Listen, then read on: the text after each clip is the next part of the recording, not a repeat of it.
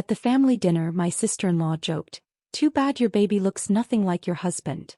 My husband laughed, "Maybe she has a secret." Everyone joined in. I just smiled, stood up and handed him an envelope. "Since we're sharing secrets, open this." The laughter stopped. His face turned white. "Too bad your baby looks nothing like your husband." Daisy's words sliced through the warm evening air like a blade through silk. The dining room, moments before filled with the comfortable chatter of family dinner, suddenly felt arctic. Every conversation stopped. Every fork paused midair. Even the grandfather clock in the hallway seemed to hold its breath. I had spent 7 days preparing for this dinner. 7 days of scrubbing, cooking, arranging, and rearranging everything to perfection. The pot roast had been slow cooking for 8 hours, seasoned with herbs from my own garden.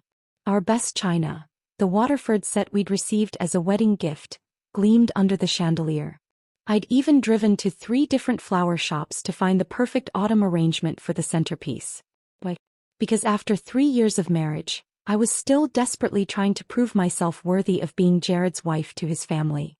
Still trying to show them I wasn't just some girl their golden boy had settled for, but someone who could elevate their family name. The irony wasn't lost on me now, sitting there with Daisy's cruel words echoing in my ears. She sat across from me, her perfectly manicured fingers wrapped around her wine glass, that smirk playing on her lips like she'd just delivered the punchline to the world's funniest joke. Daisy had always been jealous of me, I knew that. Jared's younger sister had been the family princess until I came along, and she'd never quite forgiven me for stealing even a fraction of the spotlight.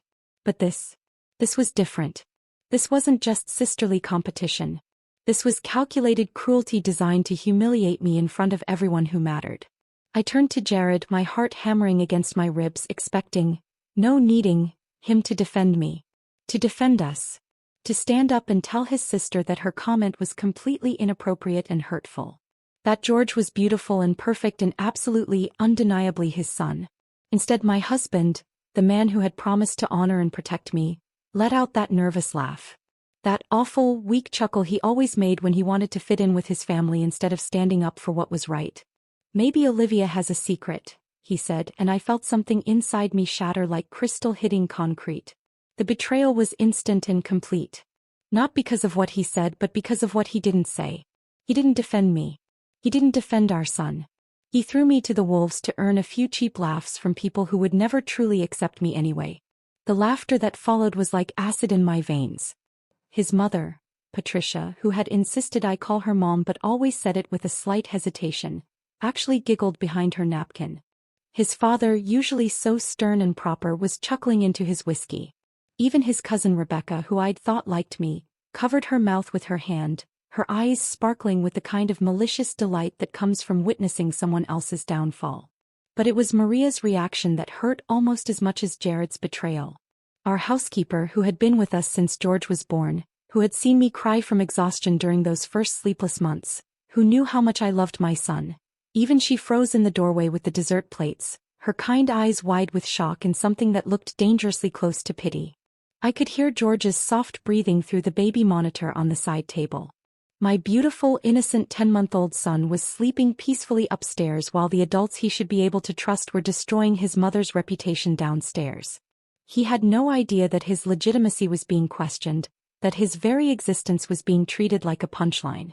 The worst part, the part that made my stomach churn with a mixture of rage and heartbreak, was that this wasn't the first time Jared had questioned George's parentage. From the moment our son had been placed in my arms at the hospital, Jared had been planting seeds of doubt like a farmer preparing a toxic harvest. "His nose looks too sharp for our family," he'd whispered one evening when he thought I was asleep, studying our newborn son's face like he was searching for evidence of my infidelity. "Are you sure about the timing?" he'd asked me just last month, pretending it was casual conversation while we watched George play with his blocks. But I'd caught the calculation in his eyes, the way he was mentally counting backwards from George's birth date. I'd seen him staring at our son during bath time, during feeding time, during those precious quiet moments when George would babble and reach for his father's face. Instead of love and wonder in Jared's expression, I'd seen confusion, suspicion, and something that looked disturbingly like disappointment. Each incident had been small enough to dismiss, private enough to pretend it hadn't happened. I told myself he was just adjusting to fatherhood, that new dads sometimes felt disconnected from their babies. I'd made excuses for him the way wives do when they're not ready to face the truth about their marriages. But this dinner, this public humiliation in front of people whose approval I'd been desperately seeking for years, was the line I couldn't pretend he hadn't crossed. I looked around the table, taking in each face. Patricia was still smiling that cold, satisfied smile she got when she felt superior to someone. Robert was reaching for the wine bottle, completely comfortable with what had just transpired. Rebecca was whispering something to her husband, probably already planning how she'd share this gossip with the rest of the extended family. And Jared, my husband, my partner, the father of my child, was avoiding my eyes entirely, suddenly fascinated by the pattern on his dinner plate. The silence stretched between us like a chasm. They were all waiting for my reaction, probably expecting tears or protestations or maybe even a dramatic exit. They wanted a scene. They wanted me to break down so they could comfort each other about poor Jared being married to such an unstable woman. Instead, something crystallized inside me. A clarity I hadn't felt in months, maybe years. I wasn't going to give them the satisfaction of seeing me crumble. I wasn't going to beg for their approval or defend myself against accusations that any decent person would know were baseless. I was going to do something better. I stood up slowly, my movements deliberate and controlled.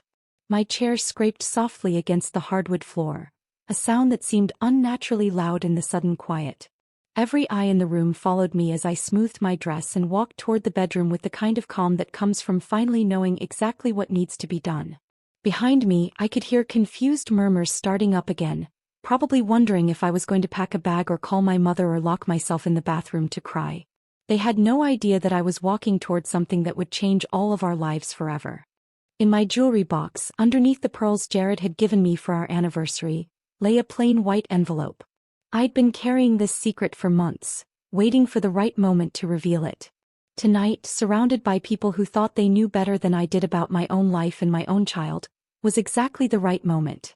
When I returned to that dining room, envelope in hand, I would show them all exactly what happens when you underestimate a woman who has finally had enough. My fingers traced the edge of the envelope as I pulled it from beneath my pearl necklace. The paper felt heavier than it should have, weighted with 3 months of secrets and the power to obliterate everything Jared and his family thought they knew about me. It had been a Tuesday morning in July when I'd finally reached my breaking point.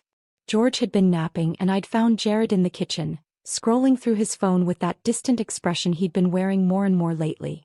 When I'd suggested we take a family photo for George's baby book, he'd actually flinched. Maybe when he's older, he'd mumbled, not even looking up from his screen. When his features are more defined. As if our son was some incomplete sketch rather than a perfect, beautiful child who deserved his father's unconditional love. That afternoon, after Jared left for work, I'd sat on our bedroom floor with my laptop, researching DNA testing facilities. Not the at-home kits that everyone advertised on television. Those felt too casual, too unreliable for something this important. I needed clinical accuracy, professional documentation, irrefutable proof. The drive to Riverside Genetics took exactly 43 minutes. I'd chosen them specifically because they were far enough from our neighborhood that I wouldn't risk running into anyone we knew. The building was sterile and anonymous, tucked between a dental office and a tax preparation service in a strip mall that could have been anywhere in America. Dr. Martinez had kind eyes behind wire-rimmed glasses, but her expression grew serious when I explained what I needed. She was probably in her 50s. With graying temples and the patient demeanor of someone who'd heard every family secret imaginable. "Are you sure about this?" she'd asked, her voice gentle but firm. "These tests can have consequences beyond just answers.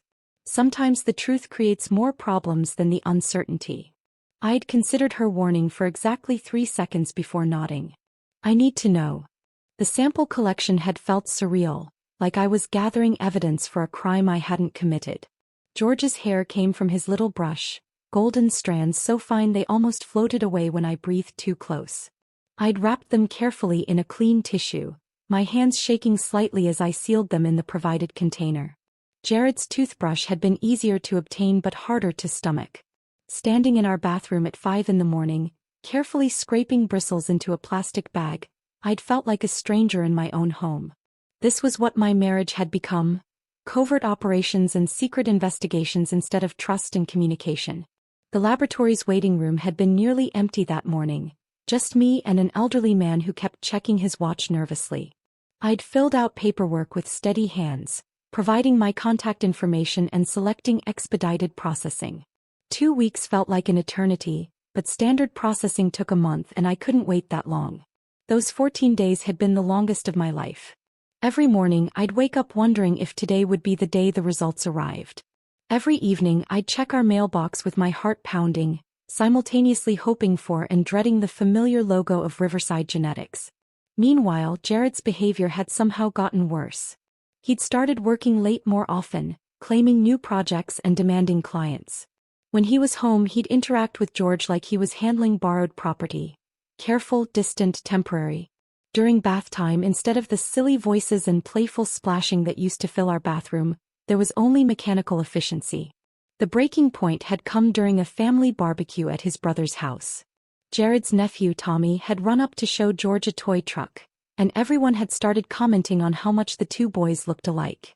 Normal family chatter, the kind of comparison that happens at every gathering. But I'd caught Jared's expression. A flash of something ugly and suspicious, like he was analyzing genetic evidence instead of watching children play. Later, when his sister-in-law had mentioned how much George resembled Jared at that age, he'd actually said, "Do you think so? I'm not sure I see it." I'd excused myself to the bathroom and cried for 10 minutes, gripping the sink so hard my knuckles went white. The envelope had arrived on a Thursday, mixed in with utility bills and grocery store circulars like it was just another piece of routine mail. My hands had trembled as I'd torn it open, scanning past the technical jargon to find the conclusion that would determine the rest of my life.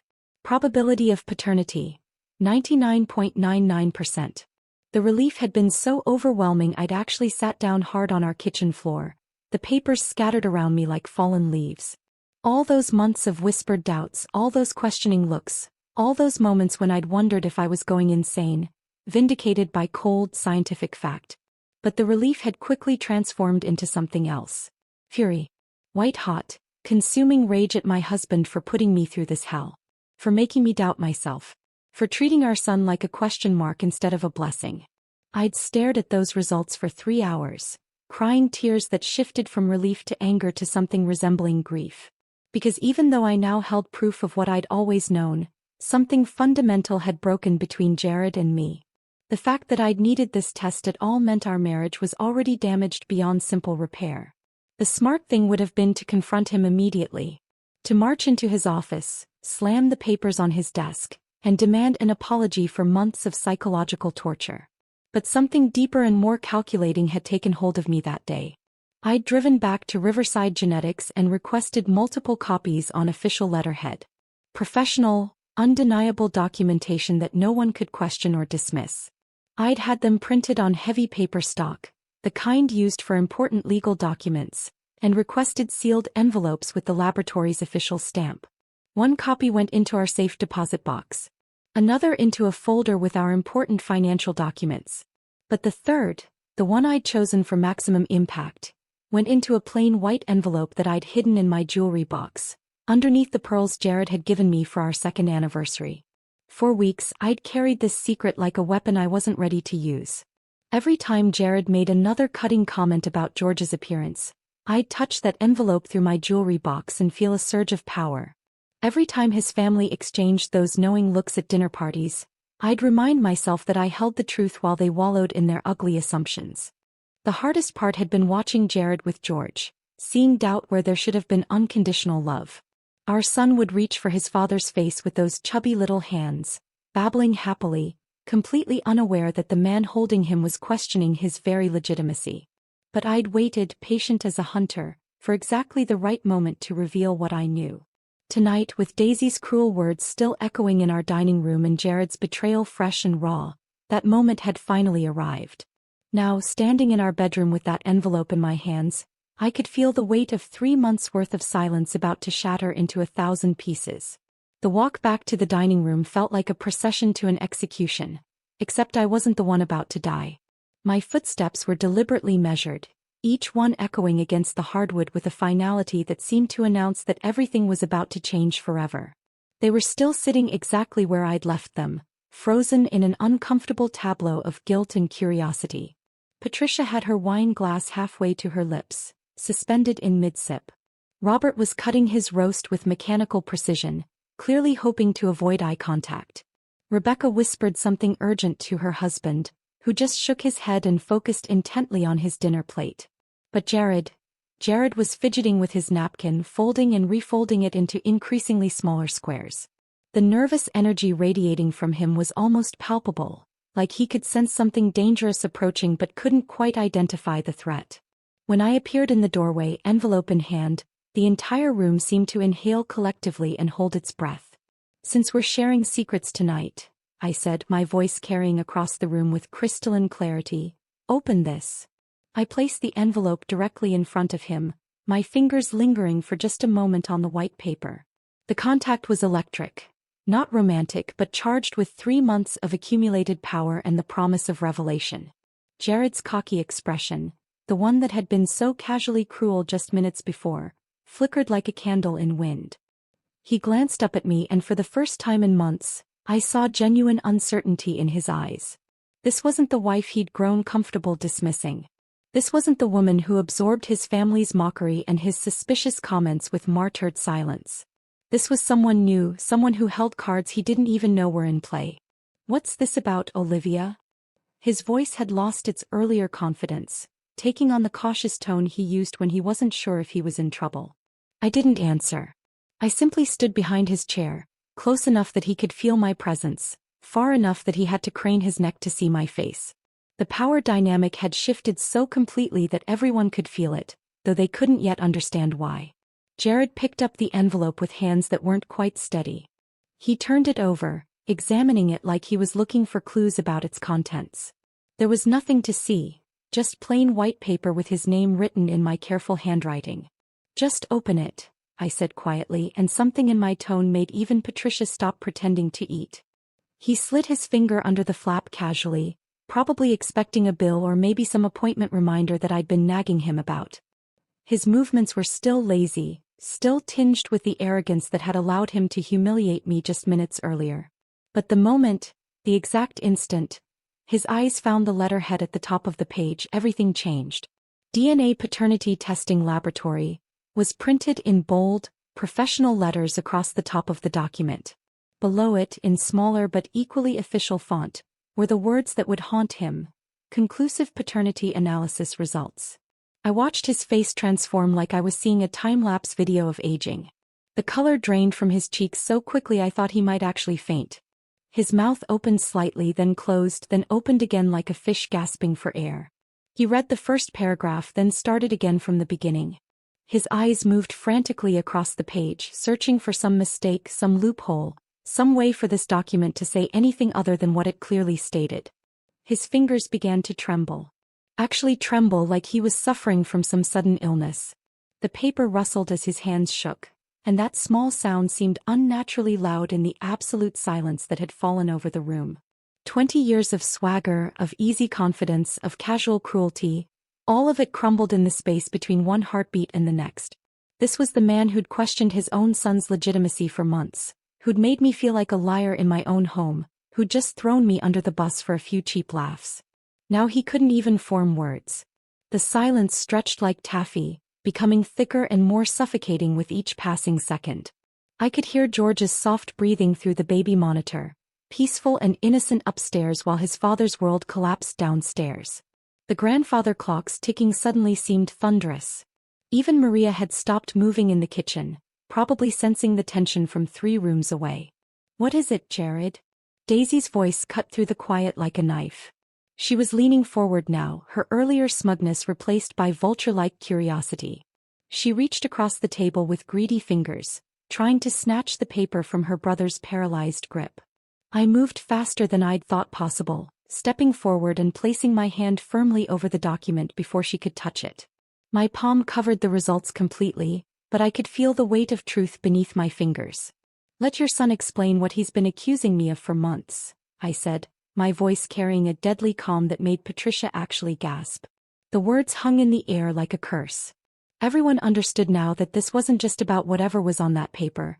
This was about months of hidden accusations, private suspicions, and the systematic destruction of trust in our marriage. Jared tried to speak, but only managed a strangled sound that might have been the beginning of my name. His Adam's apple bobbed as he swallowed hard, then tried again. Olivia, this isn't. He stopped, apparently realizing that every possible explanation would only make things worse. I waited. Let him struggle. Let them all watch him try to find words that didn't exist for what he'd done. Rebecca cleared her throat nervously. Maybe we should. No.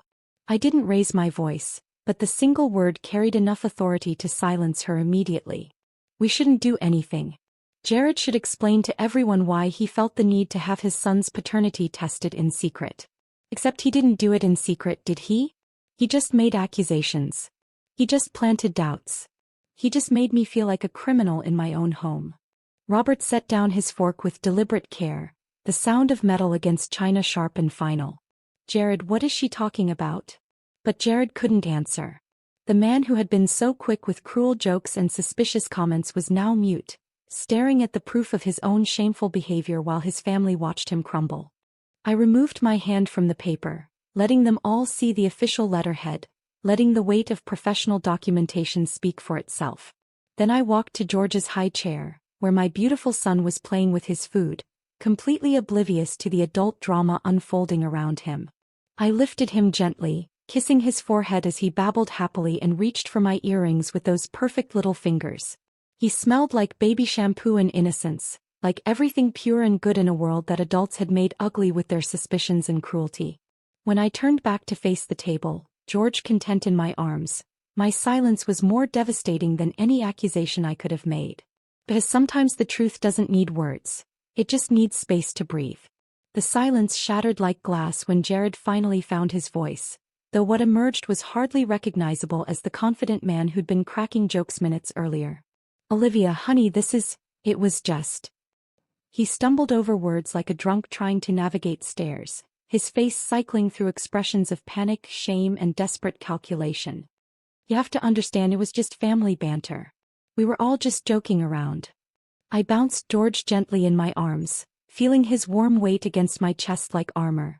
My son gurgled happily, reaching for the chandelier's light with chubby fingers, blissfully unaware that his legitimacy had just been proven beyond any shadow of doubt. Jokes, I repeated, tasting the word like something bitter. Is that what we're calling months of questioning your son's paternity? Jokes. The temperature in the room seemed to drop another 10 degrees. Patricia's wine glass trembled in her grip, and I watched Robert's jaw work silently as the full implications of what I'd just revealed began to sink in. Jared's hands were still shaking as he set the DNA results on the table, but he couldn't seem to stop looking at them, as if staring might somehow change what they said. You don't understand the pressure I've been under. People talk, they comment on how different he looks, and I just... What people? I cut him off, my voice sharp enough to slice steel. Your sister? Your family? The same people who just spent the evening making me feel like an outsider in my own life. Daisy, who had been uncharacteristically quiet since her failed grab for the papers, suddenly found her voice again.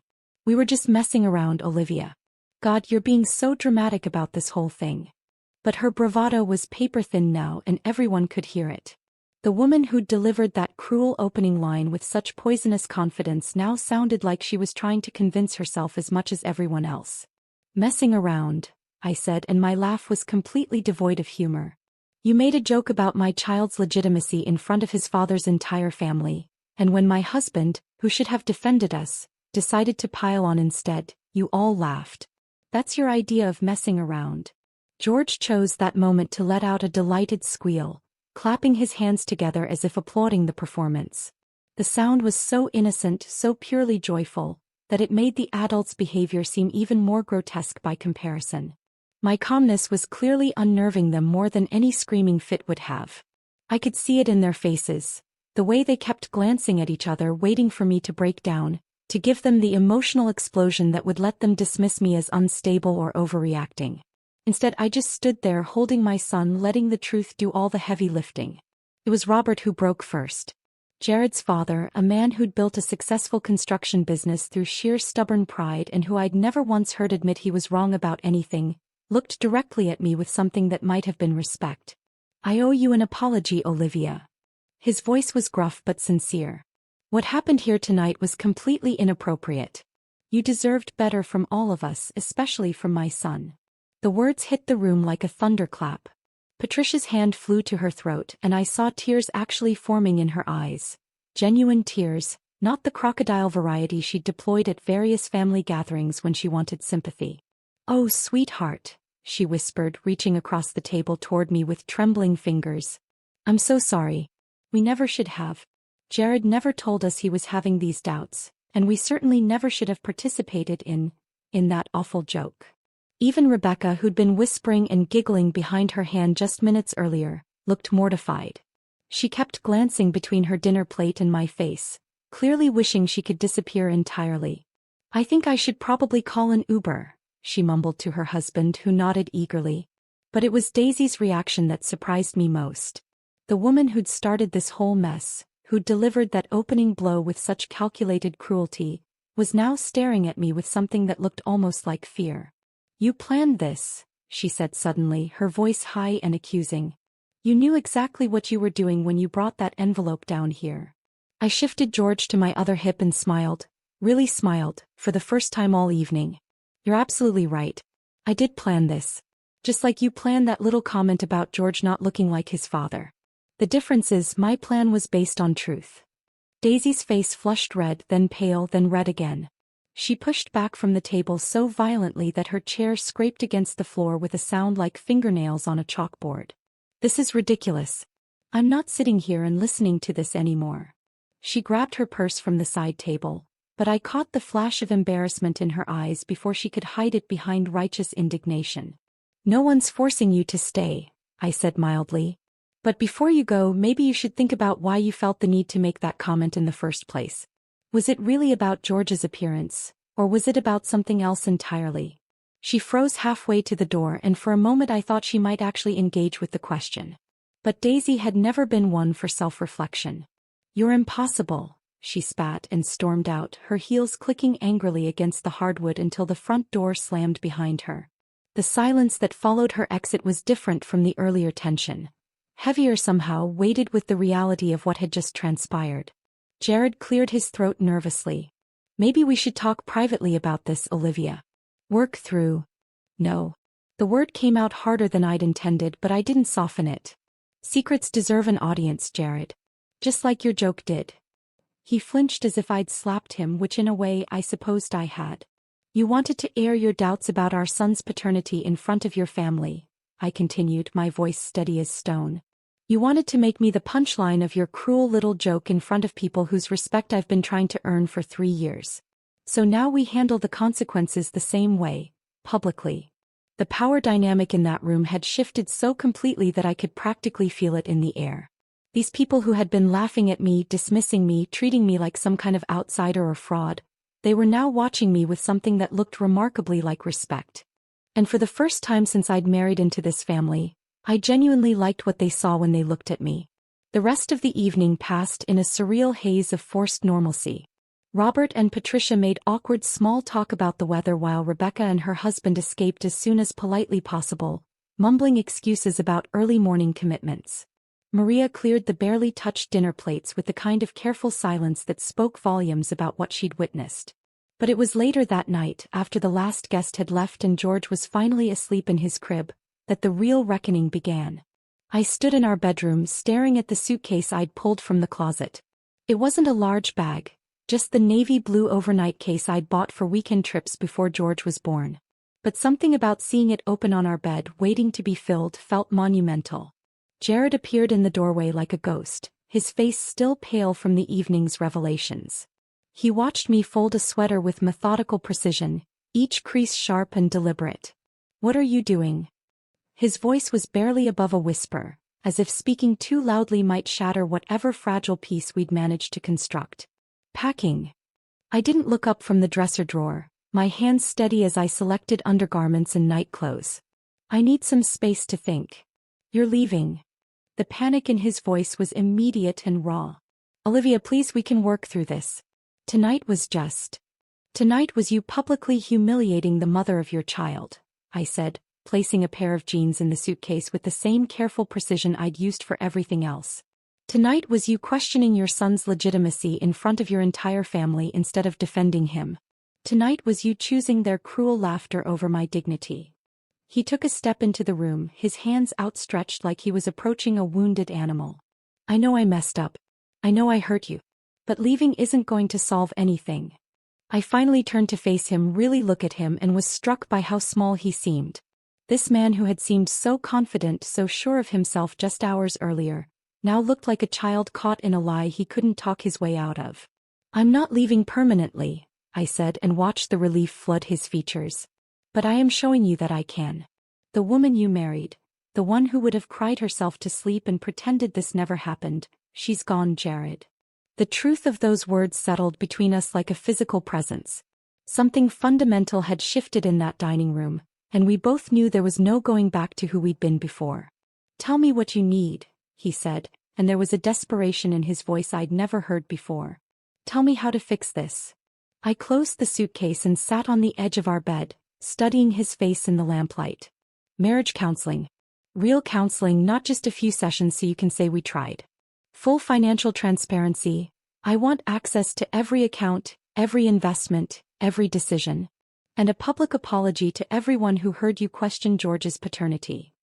He nodded frantically, agreeing before I'd even finished speaking. Yes, absolutely. Whatever you need. Olivia, I'm so sorry. I never meant for things to go this far. But his immediate capitulation, rather than reassuring me, only highlighted how desperate he was to return to the status quo. This wasn't about understanding what he'd done wrong. This was about damage control. You agreed very quickly, I observed, lifting the suitcase from the bed. Almost like you're not really thinking about what any of those things mean. I am thinking, he protested, but his eyes were fixed on the bag in my hands. I just want us to be okay again. We're not going to be okay again, Jared. Not the way we were. I moved toward the door and he stepped aside to let me pass. We might be something new, something different. But the marriage where I begged for your family's approval and swallowed your suspicions? That's over. Over the next 3 days I stayed at my sister's house, sleeping in her guest room while George napped in a portable crib we'd set up by the window. Jared called every few hours, sent flowers, left voicemails full of promises and explanations. But distance had given me something I hadn't realized I'd been missing. Clarity. When I returned home I came back different. Not just emotionally but practically. The first thing I did was change the password on our joint checking account. Something I'd never done in 5 years of marriage. Then I called our financial advisor and requested copies of all our statements, investments, and insurance policies. Is everything all right, Mrs. Patterson? He asked, clearly confused by my sudden interest in finances I'd previously left entirely to Jared. Everything's fine, I assured him. I'm just taking a more active role in our financial planning. It was amazing what I discovered once I started looking. Jared had been handling our money competently enough, but he'd also been making decisions, significant ones, without consulting me. A retirement account I hadn't known existed. Investment choices that prioritized his business over our family's security. Small things perhaps, but they painted a picture of a man who saw me as a passenger in my own life rather than a partner. I didn't confront him about these discoveries immediately. Instead, I quietly began transferring important documents to a safety deposit box in my name only. Birth certificates, marriage license, insurance policies, anything that might be crucial if our marriage didn't survive what we were going through. The most surprising discovery came when I was organizing our household files. Buried in a folder marked Miscellaneous were 3 estimates for paternity testing services, all dated from 2 months after George was born. Jared had been researching DNA tests almost from the beginning, but had never followed through. Until I did it for him. I sat in our home office staring at those crumpled estimates, and felt the last piece of my old self crack and fall away. The woman who had trusted blindly, who had assumed her husband's love meant he believed in her completely, was truly gone. In her place was someone harder, more calculating, but also more honest. If Jared could question something as fundamental as his son's paternity, then I needed to question everything else too. Our finances, our future, our compatibility, nothing could be taken on faith anymore. That evening, when Jared found me reorganizing our important papers, he tried to make light of it. Spring cleaning a little early this year? I looked up at him, really looked, and saw not my protector or my partner but someone I needed to protect myself from. The realization was both devastating and liberating. Something like that, I said, filing away the bank statements I'd been reviewing. Just making sure I understand our situation completely. For the first time in our marriage, I was preparing for a future that might not include him. And surprisingly, that possibility didn't terrify me the way it once would have. It felt like freedom. 2 months later, George's first birthday party arrived like a test I hadn't studied for. The house was decorated with cheerful balloon arrangements and a banner that read, "Happy First Birthday, George," in bright primary colors, but underneath the festive atmosphere, tension simmered like water just before it boils. I'd spent weeks planning every detail, not out of perfectionist tendencies this time, but because I needed this day to be about George, not about the family drama that had preceded it. The guest list included our neighbors, my college friends, Jared's co-workers, and extended family members who hadn't been present for that infamous dinner. But they all knew. Word travels fast in families, especially when it involves DNA tests and public humiliation.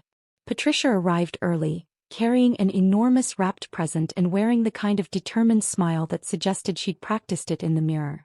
"Olivia, darling, the decorations look wonderful," she said, kissing my cheek with theatrical warmth.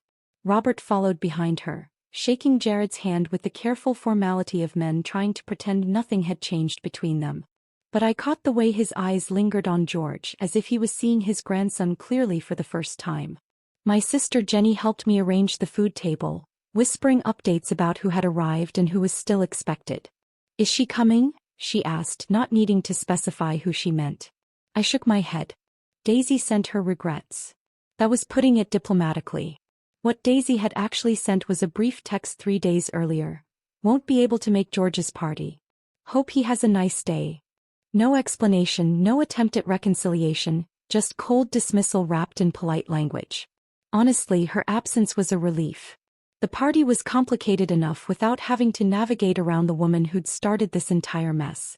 As guests filtered into our backyard, I watched Jared work the crowd with the kind of nervous energy that suggested he'd been building up to something all day. He kept glancing at me, then at his watch, then back at me like he was waiting for some predetermined signal. The moment came after we'd sung, "Happy Birthday," and George had gleefully destroyed his smash cake, getting more frosting on his face than in his mouth. The crowd was laughing and taking pictures when Jared suddenly stood up, clearing his throat with the kind of theatrical gesture that demanded attention. "I'd like to say something," he announced, and conversations gradually died away until all eyes were focused on him. My stomach clenched.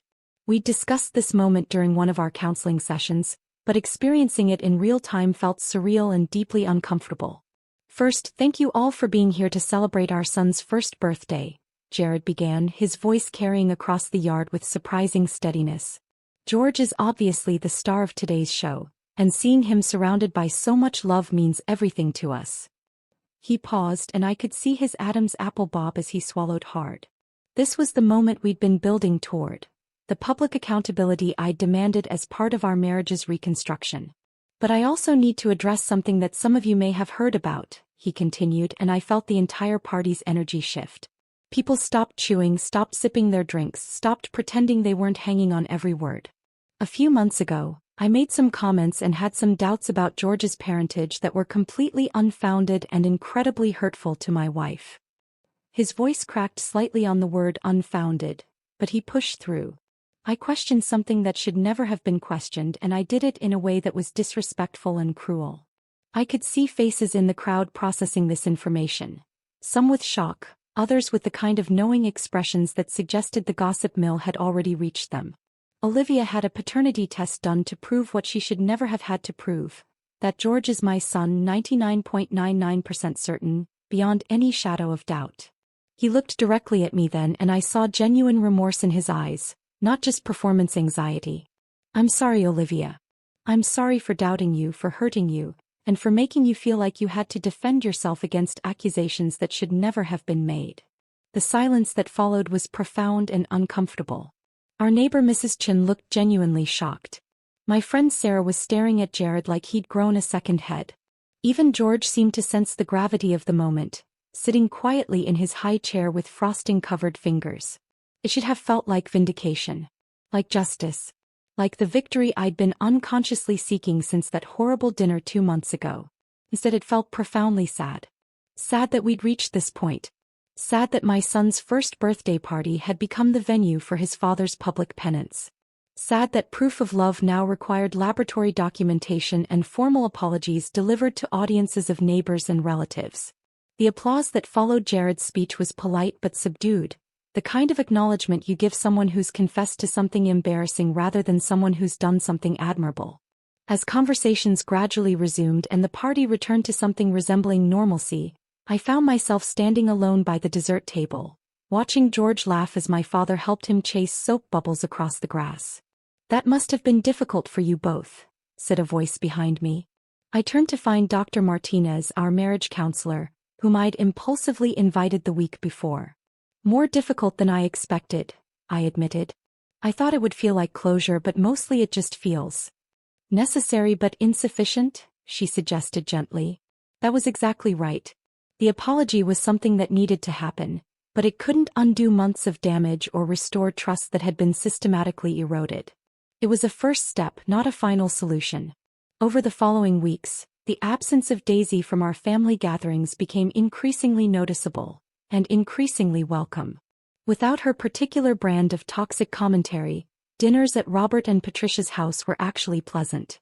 Conversations focused on normal family topics instead of thinly veiled criticisms and competitive jibes. I'd received one text from her about a month after the party, during what would have been our regular family Sunday dinner.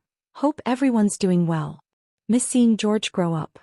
I'd stared at that message for a long time, thumb hovering over the reply button, considering various responses ranging from diplomatic to devastating. In the end, I'd simply deleted it without responding. Some bridges once burned should be allowed to turn to ash. The truth was, her absence had revealed how much of my family's stress had been centered around managing her jealousy and cruelty. Without that constant undercurrent of competition and criticism, I could actually enjoy spending time with Jared's parents, who turned out to be decent people when they weren't being influenced by their daughter's poison. But the most significant change wasn't in our family dynamics. It was in me. I'd stopped waiting for validation that might never come. Stopped shrinking myself to fit into spaces that were never designed to accommodate my full presence.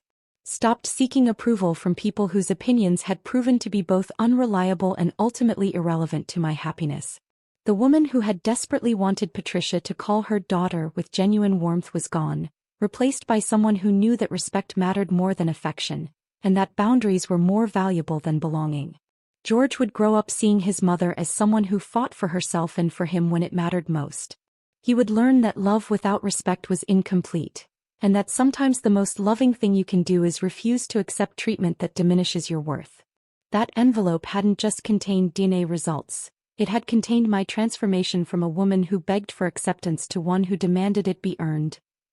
If this story of ultimate vindication had you absolutely hooked, hit that like button right now. My favorite part was when Olivia calmly handed Jared that envelope at the dinner table, knowing it would destroy his entire world. What was your favorite moment? Drop it in the comments below. Don't miss more jaw-dropping stories of women who refuse to back down. Subscribe and hit that notification bell so you never miss an upload.